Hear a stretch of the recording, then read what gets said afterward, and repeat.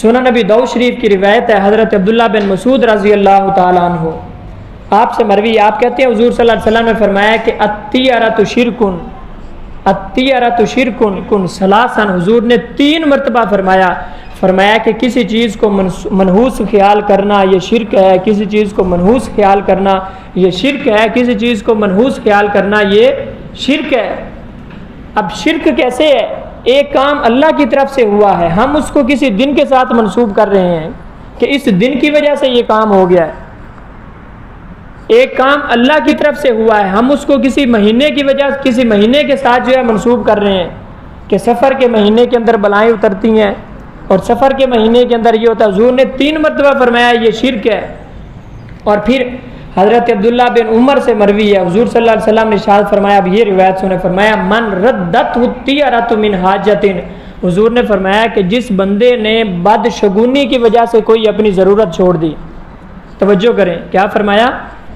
من ردت الطیرۃ من حاجۃ، جس بندے نے بدشگونی یعنی توہم پرستی کی وجہ سے اپنی ضرورت کا کام چھوڑ دیا، فقد اشرک، اس بندے نے شرک کیا۔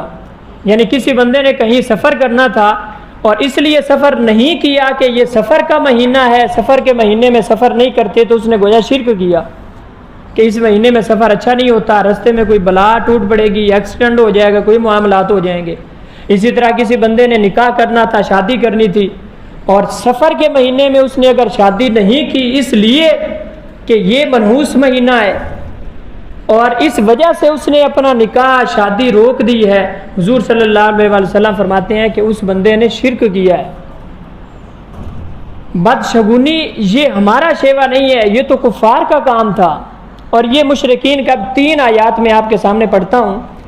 اور اس سے پھر آپ کو اور بات واضح ہو جائے گی کہ مسلمانوں کے اندر یہ ایسا کوئی مسئلہ نہیں تھا۔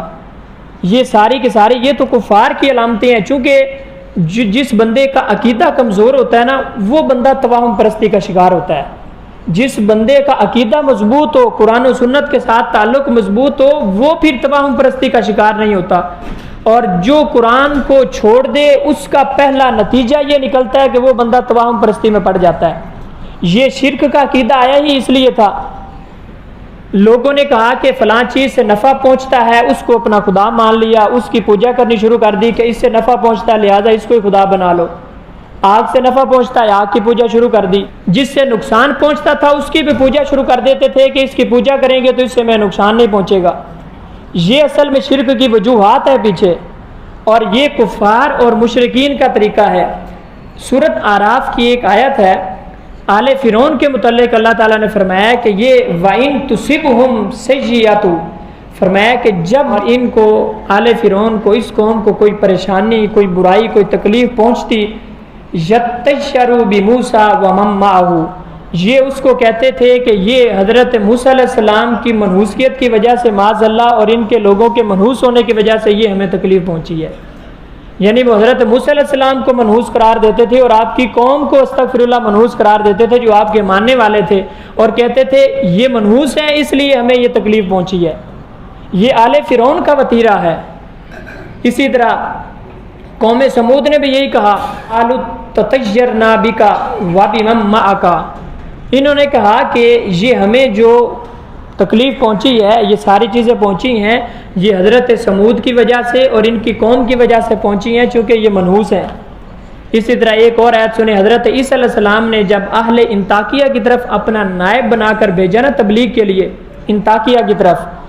سورۃ یاسین کی آیت نمبر 18 ہے، انہوں نے کیا کہا، قالوا انا تطیرنا بکم،